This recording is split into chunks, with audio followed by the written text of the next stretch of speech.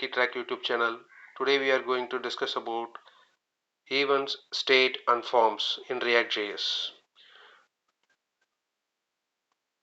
So for these topics we can take a simple form. So we are going to develop a simple registration form with few controls like name, and we have the select box and we have the radio button as well. Okay. So to develop this simple page, what are all the things we want? That we need to create a form and we need to set the value, that is once you enter the value in the text box, that value needs to be submitted. To submit the value or to display the value of the text box into the alert box or console, you need to write the handler. So here we have the text box and the submit control is there. Once you click the submit button, it needs to be submit the value of text box. So we are planning to just render the text box content into the console. Okay, so for the submit button we need to create a new handler. Okay, so control components. So in HTML forms we have the normal HTML elements like text box, select box, text area, radio button, those things also there. The same way in React also we can keep those kind of uh, controls, and we need to store the value, we need to process the value of those components, right? Then we need to create the state variables. So in React we are call it as a control components, and because we are going to store the value of that particular components into the state variables, and React controls also having its own values, and it's having the value attribute, and it's having the events attributes, those things also there, whatever we saw that in HTML as well. So while you change the value of a text box, or if you are selecting any items from the select box, you need to write the event handlers. So we can write the event handlers in the control components, and we can populate the value, or we can do the whatever action we want it. And we have another set of components are called uncontrolled components. Those components are not coming under the React state persistence and other things. Okay, that is not the React elements. It is not controlled by the React. Like file tag is there. Generally file tag is having a one select box and one browse button is there. So that is the uncontrolled components. So next is event. So we saw that what is the component. So the component should have the event, right? Either on change event or on click event or on submit event, whatever we want, that events are there. So we need to submit the value, or we need to store the value of that particular control into any state variable, or we need to send it to the other pages, right? For that we need the event, we need to write a event. Okay, generally in JavaScript and HTML also is having the event. You can see in this example, in HTML we have the on click event, and within the double quotes we give the event name as it is a user defined one, that is submit form, and within the brackets. Okay, in the same way in React also we have the on click and submit form, but that submit form is getting covered by the curly braces. Okay, because in React we need to represent in that way, we should not use the brackets what we done in the HTML or JavaScript way. And the function here, you can see that, right, that in the on click event is calling a function called submit function.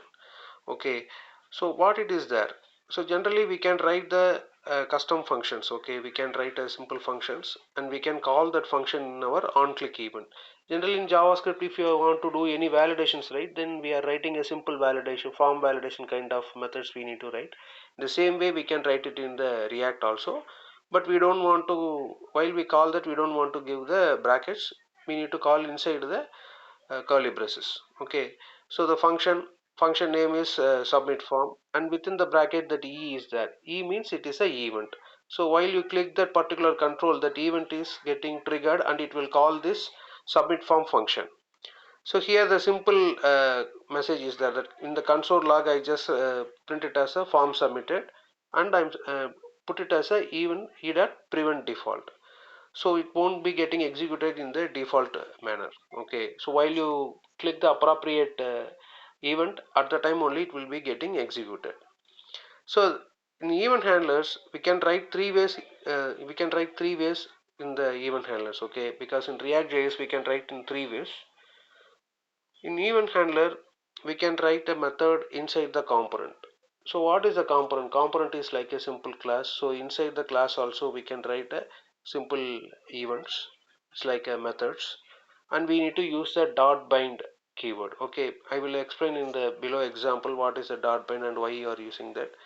And the second way is we can write the event handler method within the public class field. So within the class also we can write it. Okay, we don't want to use the dot bind function. We can directly write it as a normal function. And another one is called, we can write it in a arrow function. So if you write the function in any of these three ways, you can easily call that function from the event handler. Okay, there is no hard and fast rule. You need to write it as a function or you need to write it inside the component. That is your wish. So next one is state. So I already explained, if you want to persist the value of that particular control means, then we need to create it as a state variables. So state is nothing but a built-in React object. Okay, it is used to store the data, because if you click that particular, if you once you are entering the value into a particular control and you click any button, the value should be persisted in that particular control. Also you can use that particular controls value into some other control also. For example, you have the radio button. Once you click the radio button, if you want to open any select box, right, then you need to process that value of that particular radio button. Okay, and state is there, right? So how the state is working? So in React, if you change the state of a particular control, if you change the state of a particular variable, then the component is getting re-rendered. That is the way that React is getting designed, because we already saw that React is having diffing algorithm. If any changes is happening, any state changes happen means, then the screen will be getting rendered. For example, in the Facebook you have the like button. If you click the like button, what it is happening, the light count will be getting increased. Also the light icon is getting changed as a blue color icon, right? It represents you already liked the particular post or particular video. So what it is happening, once you click the like button, it will make a, the state is getting changed from the unlike state change to, it's changing to the like state. So once it is changed to the like state, then what React needs to do, that React needs to change the color of the icon or increase the like count. So that's the thing we need to do that. So once it is increasing the count, it needs to be rendered, right? So that is called the re-rendering. So while you change the state of the particular component, it's getting re-rendered. So for that we need to keep the values in the state variables. And you can set any attributes, any values. Either you can set any JSON arrays or whatever you want, that you can store it in the state variables. Okay, state variables are used in two ways. If you are writing a component, then you can use a set state or dot state. That is the one way. And the next one is like, if you are writing the hooks or if you are writing any functions, you can utilize use state methods. Okay, we can see it in another chapter, what is the use state, how we are using in the hooks. But in the example we are going to use only the dot set state. Okay, in the below example, right, to set the default value to the state variable, what I done that, right, this dot state is equal to, I just set the value as uh, name colon empty and age colon 18. I just set that. Okay, this dot state is equal to, within the flower braces I gave the JSON format, right? One is name and another key is age. This is the one way. And the next thing is, if you want to change the value of this state variables, right, you can utilize this dot set state. So in the below example, this dot set state of, I modified the name and modified the age also. Okay, and if you want to access or if you want to modify the value of this particular state variable, right, you should not use in this way, like this dot state dot name is equal to test user. If you give it in this way, it won't work out, because if you want to set the value or if you want to update the value, you need to utilize this dot state set state function, or in the above example, this dot state is equal to, you need to set the value. Okay, let's see the example. In the simple registration form, we have the name and text box and submit button is there. So once you click the submit button, what it will happen, it needs to be getting populated into the console. Okay, So here it is a very simple example. So what I done that, so here I am using a import React, that is, on the next line I am exporting it as a, actually I am going to create a simple class registration form, that is the class name. I am extending the React component. It is having the constructor. So the constructor will be getting executed whenever the class is getting executed. At the time, by default the constructor will be getting executed. It's having the parameter called props. So that is the property of this particular class.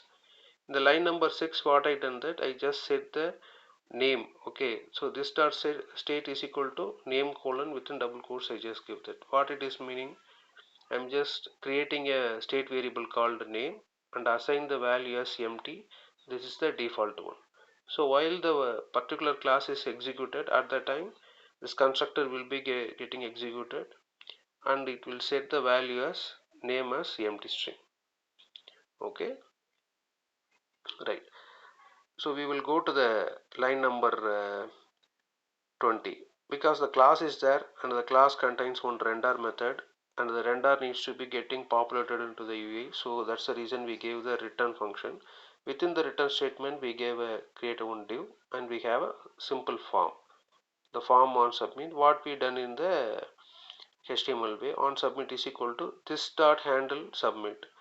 This dot handle submit is like a one of the event. Okay, and the next thing is I just give a div simple registration form, and within the line number 25 give the variable, give the label name and give the simple text box input type text, and value is equal to this dot state dot name. What it means in the constructor, right, in the line number 6 what we assign that this dot state is equal to name, we give it as a empty.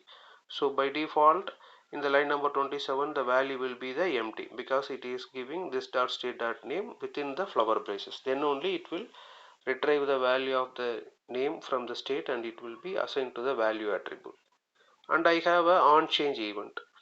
So in this on change event I have a this dot handle text change, that is one of the event handler. So you can see that in the line number 11 we have the method called handle text change. Within the bracket I give it as a event. So this is the event handler. So while you type the text box, right, at the time this handle text change will be getting executed. So to call a particular method in JavaScript we give the method with brackets, but in React we need to give it like this dot that method name and put it within the flower braces. That is the thing I done in the line number 27. So while you change the text box, this dot handle text change will be getting executed. Then control will change it to the move to the line number 11, and what it is doing, it will set the value of the text box. Here this dot set state of name colon even dot target dot value. What it will do that it will assign what is the value you typed in the text box, it will be assigned to the name attribute in the state. Okay, this dot set state of name colon even dot target dot value. That even dot target, what it will do that it will take which component we modified text box, so it will take the text box value and it will be assigned to the state variable called the name. Okay, again we assign this name into the same text box. If you come to the line number 27, I give value is equal to this dot state dot name, so it will assign what is the value you typed in the text box. This is the very simple form, so don't imagine with your business needs you may thought like that it is not appropriate that, but in the simple form the intention is you want to understand the state forms and controls. Okay, so for example, if you want to keep the same value in multiple text boxes mean, then you can utilize this example, because the value of the one text box is assigned to the state variable.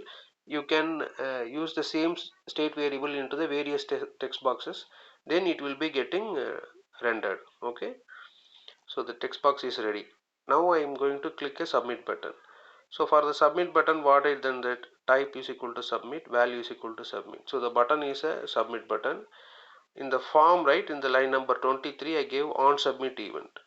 So inside that on submit I just call the this dot handle submit. In line number 15 I create a event handler handle submit. Within the event I am just giving the console log.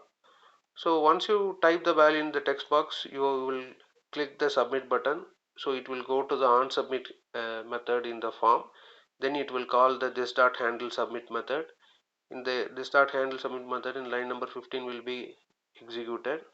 It will go to line number 16 and it will print the text box value, because it is having the console log of name plus this dot state dot name. What is the value of this dot state dot name? It is having the text box value. Then it will render the text box value into the console. Okay, we can move on to the console.